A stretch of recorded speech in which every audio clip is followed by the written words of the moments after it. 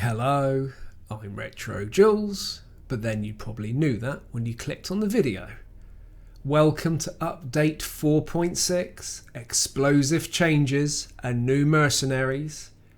We have new mercenary tanks, new artillery view, a new camo type, dynamic battle music, health bars with value, new platoon systems, 2 new tech tree tier 10s, 2 new map variants, and a huge list of buffs and nerfs.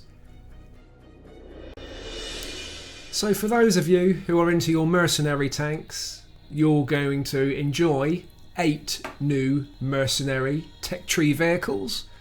For those of you who aren't into mercenary tanks, you're going to be completely underwhelmed by this. Immediately, we have 3 new tanks.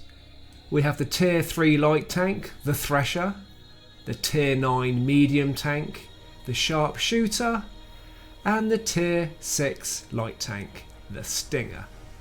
And following soon will be the tier 6 heavy tank, the Long Reach, the tier 4 light tank, the Thunder Bucket, really sounds like a toilet to me, the tier 4 tank destroyer, the Roundabout, the tier 5 heavy tank, the Deadbolt, and the tier 10 heavy tank, the Machine. And I must admit, out of all these, I do think that the sharpshooter actually does look quite a smart tank. We then have the artillery's trajectory camera. Update 4.6 introduces an entirely new perspective for artillery vehicles. The trajectory view exists alongside the existing top-down strategic view and gives artillery players a new camera view that is low to the ground and angled.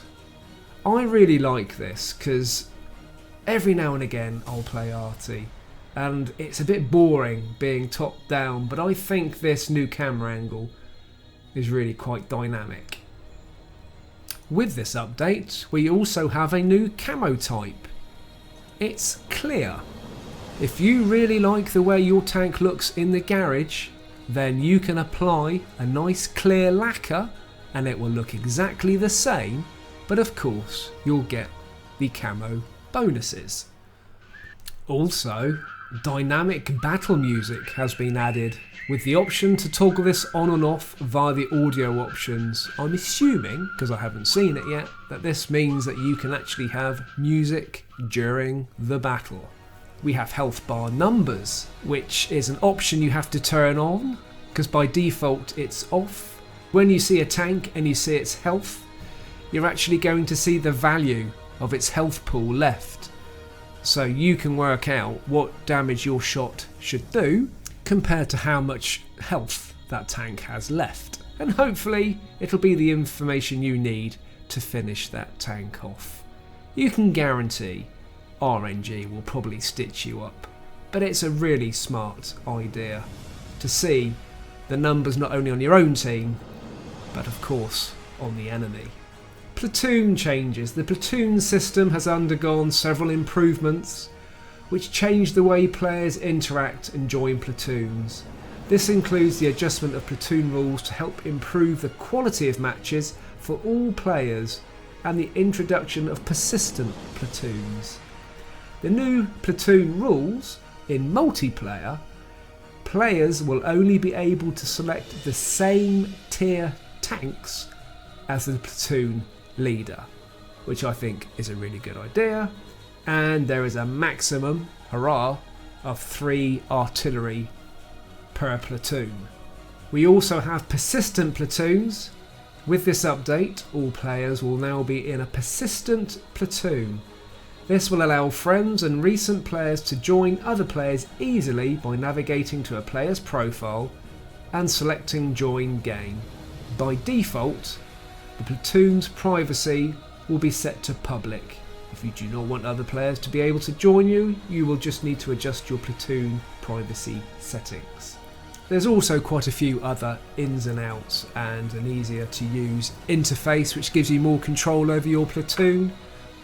2 new tier 10 tech tree heavies are added to the tree.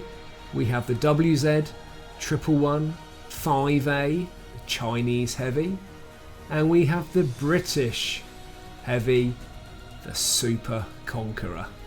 2 new map variants come into the game. We have the 1944 version of Caen. Caen 1944 is inspired by the real town of Caen in northwest France, which was liberated from German control in the Battle of Normandy during the summer of 1944. It was originally used as the basis for the finale of the War Stories campaign Operation Sea Lion. We also have, it's not really a variant, it's kind of the original. We have Pearl River.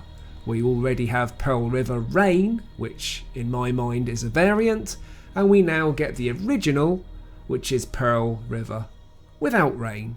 It's the same map, just nice and sunny, and the weather's nice, and it's probably going to bring out some really good natured tankers.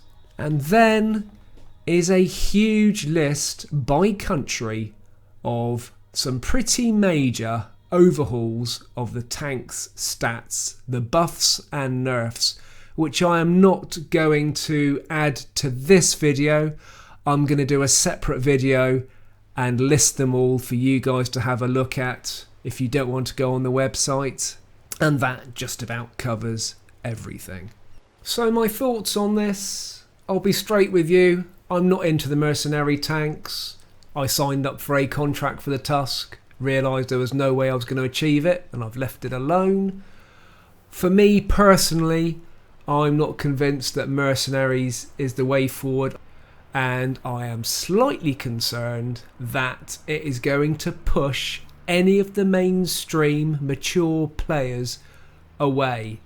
But that's the direction that wargaming are heading, and if new tanks to grind and mercenary tanks are your thing, then there's a good few tanks here for you to get grinding. I really like the idea of the artillery view. Artillery for me is quite fun to play, quite frustrating, but it's quite a chilled aspect to the game. And to have that sort of isometric view down on the battlefield, I think is going to give it just a little bit more depth and a little bit more interest, and kind of make you feel as an artillery player that you're a little bit more in the battle. Hopefully they'll be enjoying the view so much they still won't see me sneaking up in my light tank to catch them with their pants down. The new camo type, you're going to have to help me with this. So you're going to pay 250 gold to make your tank look exactly the same as it does in the garage, unpainted, to have a camo bonus. Surely the idea of paying 250 gold per camo type is to make your tank look amazing, as well as giving it a camo bonus. I do not understand why that's in there. Please enlighten me. Maybe you've come up with a really, really good idea, but surely a painted tank looks better than a metal tank. The dynamic battle music, I'm neither here nor there. I will have a listen to it, but for me personally, I just like the sound of the tanks and the in-game sounds themselves.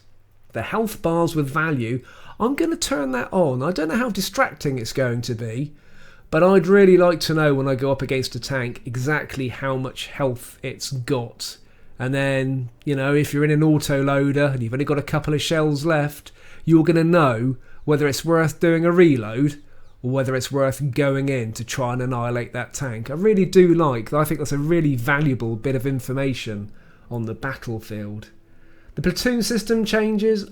I don't platoon much, but I'm gathering that that's just going to make life easier for everybody, and people can just jump in with each other really easily and just crack on as a platoon.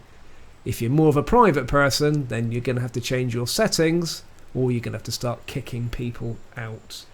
The 2 new tech tree tier 10s, fantastic. Tier 10, I guess, is kind of the goal that most people are heading for. It's almost the penultimate in the game, that you are heading to that tier.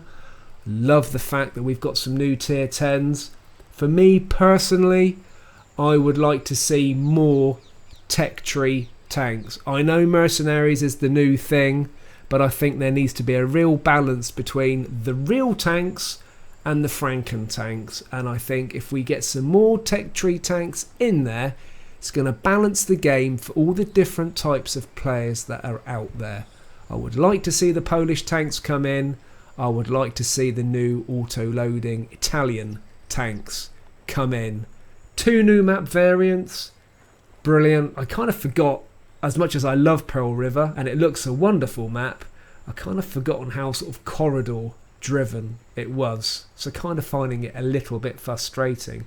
But the new version of Khan, I quite like Khan anyway. And to have a new version of that is going to be quite good fun. Always welcome new maps to play. And the buffs and nerfs, well, that's going to be pending, and that will be in my next video, which I'm not going to voice over it. I'm just going to do some music and just have the stats come up in front of you.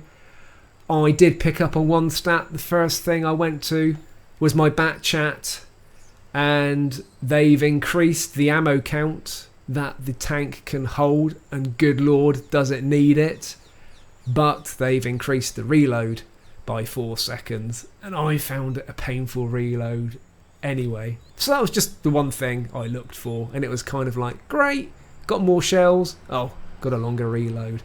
And I think there's going to be plenty of stories for people to share with each other as they see their favourite tanks buffed and nerfed. Well, I hope this update video was some help to you. Just kind of trying to wrap it up in a relatively short nutshell for you. Keep safe, keep tanking, and I'll see you soon.